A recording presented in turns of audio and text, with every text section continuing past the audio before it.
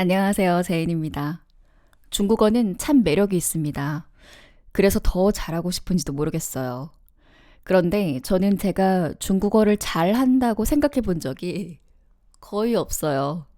여러분이 어떻게 생각하실지 모르겠지만 이건 사실입니다. 제가 원하는 수준에 도달하는 게 왜 이렇게 어려운지 모르겠어요. 하지만 요즘에는 그래도 조금씩 제가 원하는 수준에 도달해 가고 있다고 느끼고 있습니다. 이 영상이 업로드되는 시점은 연말 혹은 연초일 텐데요. 연말 연시는 우리가 무언가를 시작하기에 가장 좋은 시기와 계기가 되어주잖아요. 그러니까 꼭 영상 끝까지 보시고 원하시는 정보 얻어가시기 바랍니다. 중국어를 어떻게 하면 잘할 수 있나요? 한국에서 모국어가 중국어가 아닌 한국인이 중국어적 중국어를 어떻게 구사하나요? 제가 중국어 채널을 운영하면서 가장 많이 들은 질문 하나만 골라보면 아마 이 질문이 될 것 같습니다. 그런데 영상 초반부터 여러분께 조금 절망적인 사실을 말씀드리자면 중국어를 잘하는 지름길이란 없어요. 이것만 하면 중국어 마스터한다. 10분 안에 중국어 발음 완성. 여러분을 현혹시키는 이런 말들은 제가 결코 좋아하지 않는 말입니다. 제가 오늘 알려드릴 방법은 꽤나 오랜 정성과 시간이 들어가는 방법일 겁니다.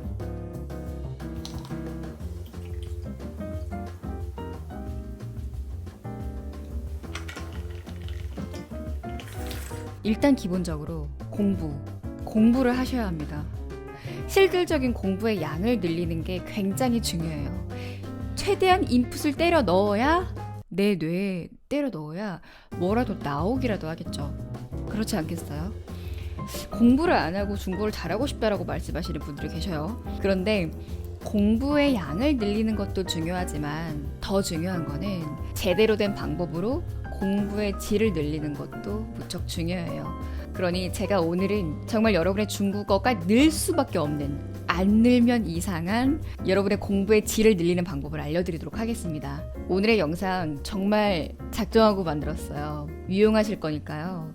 끝까지 보시고 꼭 이대로 해보시고, 그리고 주변에 중국어를 공부하는 친구가 있다면 많이 공유해 주셔야 합니다. 자, 그럼 시작해 보도록 할게요. 여러분 주변에 언제든지 내가 24시간 잠자는 시간 빼고 대화를 시도하면 답해줄 중국인 친구가 있나요? 그렇다면 너무 땡큐. 완전 운이 좋은 거예요. 그런데 저는 그럴 수 있는 친구가 주변에 항상 있진 않았어요. 내가 진짜 중국어의 어떤 한계를 깨기 위해서는 중국 사람하고 결혼해야 되나? 이런 생각까지 할 정도로 너무 답답했어요. 그 현실이. 그래서 제가 의지했던 건 이런 기사문과 같은 실질적인 텍스트 기반의 공부였어요. 제가 기사문으로 공부를 시작했던 이유는 저의 중국어 구사 수준이 그냥 일상적인 수준에만 머무르지 않았으면 했어요. 그 이상의 주제를 던져줘도 그에 대한 의견을 이야기를 하는 거, 그게 제가 원하는 중국어 구사 정도였거든요. 그리고 또 중국의 여러 사회적인 현상과 문화적인 현상, 발생하는 문제들을 좀 이해해보고 싶었어요. 그래서 이런 기사문으로 공부를 하게 되었던 거고요. CCTV나 런민왕 같은 사이트에서 여러분이 기사문을 찾을 자신이 없다면 여러분이 관심 있는 주제, 그 키워드를 바이두라는 포털 사이트에 검색해서 찾아보는 것도 방법입니다. 검색을 하면요, 관련 기사문이 바로 나옵니다. 그런데 처음부터 양질의 기사문을 쏙쏙 뽑아내는 것은 힘듭니다. 그러니까 여러분이 딱 보시기에 적당한 길이에 내가 그래도 할만하네 정도의 난이도의 기사문으로 시작하는 거예요. 그리고 지속하는 거예요. 제가 지금부터 그럼 이 자료로 어떻게 공부하는지 직접 보여드리도록 할게요.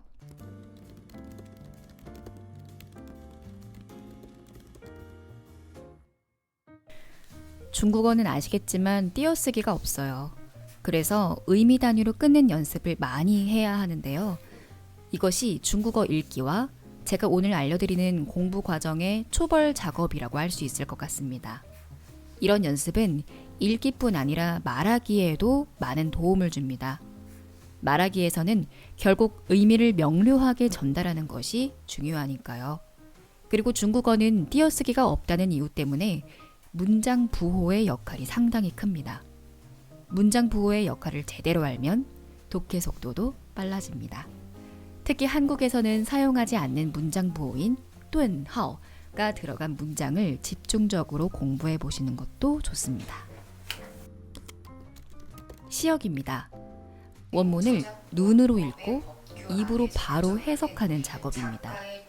문장을 아주 완벽하게 해석할 필요는 없어요. 단어는 최대한 유추에 맡기고 틀려도 괜찮습니다. 하지만 이 과정이 처음에는 너무 어렵다고 느껴지실 수 있어요. 그런 분께는 일단 다음 순서로 넘어가고 익숙해지셨을 때 다시 시도해 보셔도 된다고 말씀드리고 싶어요. 시역은 말을 내뱉는 속도는 천천히 하되 대신 눈으로는 문장을 빠르게 보아야 합니다. 중국어의 문장 구조는 한국어와 다르기 때문에 문장 구조에 익숙해지는 데에 굉장히 유리한 방법입니다. 또한 본인의 한국어 구사 능력, 즉 문장의 완성력을 테스트해 볼 수 있는 좋은 방법입니다. 보호하는 것은 그림 안에 구체적인 요소 등 그런 사상의 표현을 보호합니다. 낭독입니다. 예전에 제가 어느 영상에서 말한 적이 있듯 저는 낭독충입니다. 그만큼 낭독의 중요성과 효율성을 크게 평가하고 있습니다. 낭독 역시 급하게 할 필요 없어요. 아이가 언어를 배울 때 부모가 아이를 다그치지 않듯 천천히 시도해 봅니다. 이때는 성조가 틀릴 수도 있고요. 병음을 모를 수도 있어요. 그래도 내가 아는 만큼 최대한 처음부터 끝까지 읽는 것을 시도해 봅니다.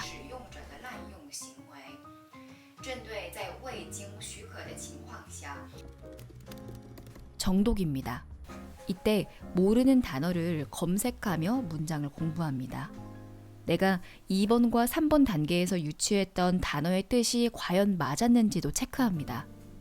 아주 꼼꼼하게 사전을 찾는다는 느낌이 아니라 글의 내용을 최대한 이해한다는 느낌, 글의 내용을 잘 흡수한다는 느낌이 중요합니다. 이렇게 사전을 검색해보고 바이두와 구글을 활용해서 찾은 정보를 이해하는 데에 초점을 맞춥니다. 그리고 어려운 문장 구조가 보인다면 최대한 집요하게 시간을 들이면서 분석도 해봅니다. 다시 낭독입니다. 이때는 의미가 눈에 얼만큼 들어오는지 첫 번째 낭독과 비교해 봅니다. 내가 찾은 단어와 표현을 이해했는지, 기억하고 있는지를 체크합니다. 물론 처음부터 잘할 수는 없어요. 하지만 익숙해지면 그만입니다. 세 번째 낭독입니다. 이때는 문장을 매끄럽게 잘 읽는지 초점을 맞춰서 낭독합니다. 병음, 성조, 틀리지 않았는지 체크합니다.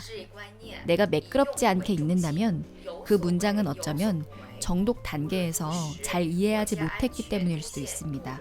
최대한 매끄럽게 읽을 때까지 낭독을 반복합니다. 마지막으로 녹음입니다. 녹음은 스스로 내 중국어를 객관적으로 테스트해 볼 수 있는 아주 좋은 방법입니다. 휴대폰의 녹음 기능을 사용하여 간편하게 녹음할 수 있는데요. 처음에는 녹음을 하는 것 자체도 어색하고 본인의 목소리를 듣는 것도 다소 어색할 테지만 그래도 해봅니다. 내가 잘 읽었다고 생각할지라도 녹음을 듣고 나면 어떤 부분이 어색하고 틀렸는지 바로 체크할 수 있습니다. 또한 내가 체크할 것이라고 생각하면 더 잘 읽게 됩니다.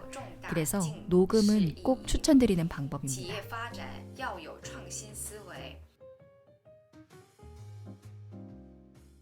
자, 이제 방법을 아셨으니까 여러분이 하셔야 하는 거는 딱 하나예요. 내가 읽을 텍스트를 찾는 것을 습관화해야 합니다. 이게 제일 중요해요. 방법 역시 중요하죠. 그런데 지속하지 않으면 아무런 의미가 없어요. 이 방법에 흥미를 붙여서 지속할 수만 있다면 장담컨대 여러분의 중국어 늡니다. 이렇게 했는데도 중국어가 안 는다. 그러면 정말 포기하셔야 합니다. 농담이고요. 정말 내가 중국어랑은 애시당초에 연이 없거나 중국어를 하지 않아야 할 운명이거나 아니면은 제가 알려드린 방법이 잘못된 걸 수도 있겠죠. 그렇다면 방구석 중국어는 접도록 하겠습니다. 저는 예전에 자격증을 한 달에 한 번씩 보러 갈 만큼 자격증의 점수를 올리는 게 중국어 실력 향상의 지표고 향상의 방법이라고 생각했었어요. 그런데 그게 절대 아니라는 것을 깨달았습니다. 여러분도 오늘 영상 보시면서 많은 부분 공감이 가셨을 거라 생각해요. 그만큼 여러분이 느끼시는 어려움 저도 느끼면서 공감하고 있고요. 영상을 촬영하고 있는 지금도 그런 부분을 고민하고 있습니다. 그러니까 오늘 제가 말씀드린 방법 한 번만 믿고 따라서 해보세요. 여러분의 중국어는 정말 많이 달라져 있을 겁니다. 오늘의 영상도 봐주셔서 너무 감사하고요. 저희는 그러면은 다음에 또 다른 영상으로 만나도록 해요. 이상 방중이었습니다. 바이바이.